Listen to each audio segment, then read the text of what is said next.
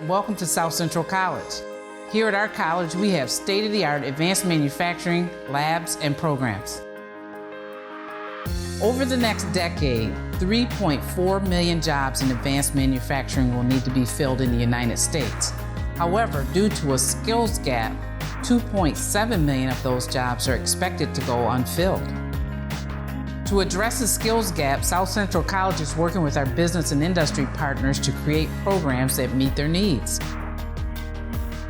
Through training programs, we're providing our students with career pathways that meet the needs of our business and industry.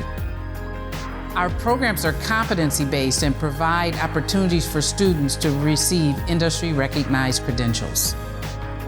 Because of the job demands in advanced manufacturing, most of our students have jobs before they graduate their programs. Our apprenticeship programs are a win for our employers because it provides them with the future workforce that they will need to continue to be competitive for years to come.